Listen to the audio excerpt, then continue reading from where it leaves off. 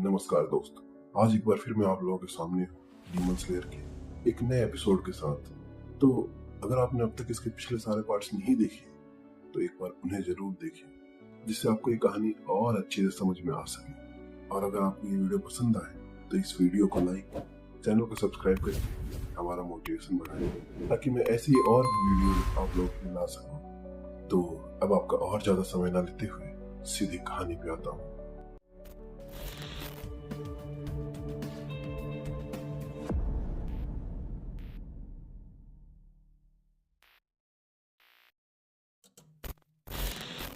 एक अनजानी जगह, पत्थरों से घिरा गार्डन और जमीन पर बेहोश पड़ा है तांजीरो। उसके हाथ पैर बंधे हैं। तभी एक काकूसी की आवाज आती है, उठो।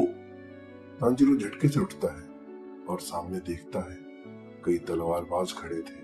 तभी उसमें से एक बोलता है, यही है वो डीमन स्लेयर जो डीमन के साथ घूमता है। मुझे लगा था कोई ताकतवर शख्स होगा, लेकिन ये तो बिल्कुल साधारण और कमजोर है। उसी वक्त वहां मौजूद दूसरा शख्स भी बोलता है, इस पर ट्रायल चलाओ। एक लड़की तांजीरो के पास खड़ी थी और तांजीरो को नेजुको की रक्षा करते देखकर चौंक जाती है और मन ही मन सोचती है, भाई बहन के बीच इतना गहरा और प्यारा रिश्ता। तांजीरो उनसे पूछता है, आप लोग कौन हैं? लेकिन तभी एक काकूसी उसे जमीन पर घसीटते हुए सिर दबा देता है। चुप रहो, तुम अभी हासिरा के सामने खड़े हो। तांजीरो मन ही मन सोचता है, हासिरा, ये कौन है? शिनोबु पास आती है और शांत स्वर में कहती है, ये डीमन स्लेयर कॉर्प्स का हेडक्वार्टर है और अब तुम्हें तुम्हारे गुनाहों की ट्रायल का सामना करना होगा। वो तांजीरो से जवाब मांगती है, लेकिन तभी एक आवाज गूंजती है, डीमन को बचाना नियमों का उल्लंघन है। ये आवाज थी फ्लेम हासिरा क्योजूरो रेंगोको की। तभी साउंड हासिरा तेंजन की आवाज आती है, इसे तो मैं फ्लैम्बॉट अंदाज में काट दूंगा और फिर इतना शानदार खून का फवारा दिखेगा जो कभी किसी ने नहीं देखा होगा। लव हासिरा मित्सुरी भी वहीं खड़ी थी, जो तांजीरो को देखकर बोलती है, कितना प्यारा बच्चा है ये, मैं तो इसे कभी नहीं मार सकती। स्टोन हासिरा की उम्मीद रोते हुए कहते, ये बच्चा तो बस दुखों से घिरा हुआ है और प्यार के लिए तरस रहा है। मुझे तो इस पर तरस आता है। वही मौजूद मिस हासिरा म्यूचितो ताकितो बादलों को देख रहा था, जैसे कुछ हुआ ही ना हो। तांजीरो को कुछ भी समझ में नहीं आ रहा था। तभी एक काकूसी चिल्लाता है, तुम हासिरा को नजरअंदाज नहीं कर सकते। ये डीमन स्लेयर के 9 सबसे ताकतवर तलवारबाज है। योमी कहता है, इसे मार देना चाहिए। क्योजूरो और तेंजन भी इस बात से सहमत होते हैं। तांजीरो इधर उधर देखता है, पर निजुको, जेनेत्सु या इनोसुके कहीं नहीं दिखते। तभी एक आवाज आती है, यू को बुलाओ, उसे भी जवाब देना होगा। ये था सरपेंट हासिरा। ओबनाई इगुरो गियो उसकी बात का कोई जवाब नहीं देता और बस चुपचाप खड़े रहते हैं। तभी शिनोबु अचानक कहती है, उससे बाद में पूछेंगे, पहले तांजीरो की बात सुनते हैं। बताओ, तुम डीमन के साथ क्यों घूम रहे हो? तांजीरो कुछ कहने की कोशिश करता है, पर वह दर्द में था। शिनोबु उसे दबा देती है, मत बोलो चाचा, जग अब तक भरे नहीं है तुम्हारे। तांजीरो उन्हें बताता है, वो डीमन मेरी छोटी बहन नेजुको है। एक डीमन ने मेरे पूरे परिवार को मार डाला और नेजुको को एक डीमन बना दिया, लेकिन नेजुको ने कभी किसी को नुकसान नहीं पहुंचाया। तभी ओबनाई कहता है, अगर वो तुम्हारी बहन है तो तुम उसकी रक्षा करोगी, लेकिन मैं इस पर यकीन नहीं करता कि वो इंसानों के लिए खतरा नहीं है।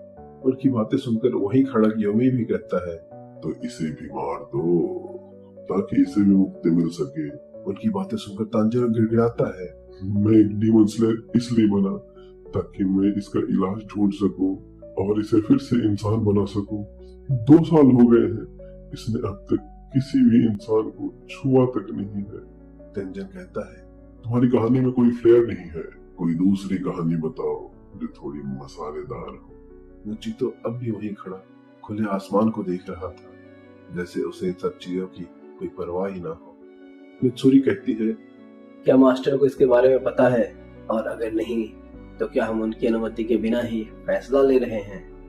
तांजीरो अब भी उनके सामने गिड़गिड़ा रहा था, नेजुको मेरे साथ मिलकर लोगों की रक्षा कर सकती है। वो इस लड़ाई में हमारे साथ मिलकर डीमंस के खिलाफ लड़ सकती है, प्लीज उसे मत मारो। तभी वहाँ एक शख्स आता है नेजुको की बॉक्स उठाए हुए। ये है विंड हाशिरा सानेमी शिनाजुगावा। वो अपनी कटाना सीधे नेजुको की बॉक्स में डाल देता है, जिससे अंदर से उसके कराहने की आवाज आती है। ये देखकर तांजीरो गुस्से में खड़ा होता है, आंखों में आग, सांस तेज, और फिर कहता है, मैं किसी को भी नेजुको को चोट पहुंचाने नहीं दूंगा। सामने खड़ा सानेमी हंसते हुए बोलता है, तो फिर रोक लो मुझे, क्या ये कर सकते हो? इतना सुनते ही तांजीरो दौड़ पड़ता है। तभी क्यों की आवाज आती है, मास्टर आ रहे हैं। सानेमी का ध्यान भटकता है और तांजीरो हवा में कूदकर एक जोरदार हेडबट मारता है, सीधा उसके माथे पर। पूरे मैदान में सन्नाटा छा जाता है। सब हैरान के हैरान रह जाते हैं। तांजीरो सीधा बॉक्स के सामने आकर खड़ा हो जाता है, आंखें लाल, आवाज कड़क। अगर तुम अच्छाई और बुराई में फर्क नहीं कर सकते तो तुम्हें डीमन स्लेयर कहलाने का कोई हक नहीं है। सानेमी तलवार उठाता है, लेकिन तभी सामने से मास्टर ओबोयाशी अपने 2 सहायकों के साथ अंदर आते हैं। अंधे, बीमार से दिखने वाले, लेकिन उनकी मौजूदगी में सारे हाशिरा झुक जाते हैं। एक पल को सब शांत हो जाता है। आज मौसम बहुत अच्छा है और मुझे खुशी है कि आप सब यहाँ हैं। सानेमी उनकी ओर देखता है और पूछता है, इस लड़की के बारे में क्या निर्णय है मास्टर? मास्टर शांत स्वर में कहते हैं, मैंने तांजीरो और नेजुको को खुद अनुमति दी है। मुझे उम्मीद है कि आप सब भी इसे स्वीकार करेंगे।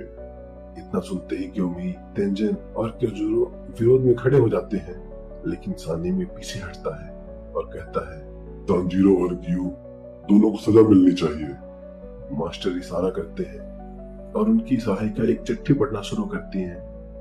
ये पत्र है सांकोजी उरोकोदा की साका, जिसमें लिखा है, अगर नेजुको ने कभी किसी इंसान को नुकसान पहुंचाया तो मैं, तांजीरो और गियो तीनों अपनी जान ले लेंगे।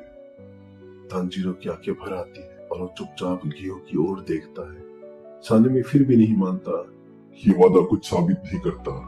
तभी मास्टर कहते हैं, हमें ये भी याद रखना चाहिए कि नेजुको ने पिछले 2 साल में किसी इंसान को नहीं छुआ। क्या ये महज इत्तेफाक है? फिर मास्टर एक और बड़ा खुलासा करते हैं, तांजीरो ने मुजान कुबुत्सुजी को देखा है।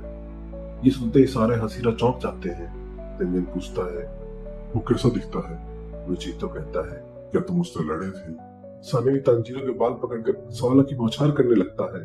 तेंजिन भी चिल्ला उठता है, लेकिन मास्टर बस हाथ उठाते हैं और एक पल में सब शांत हो जाता है। मुजान ने तांजीरो को मारने के लिए डीमंस भेजे थे, यानी जो बदलाव नेजुको में आया है वो शायद खुद मुजान को भी हैरान कर रहा है। क्या आप सब इसकी अहमियत समझते हैं? कोई जवाब नहीं देता।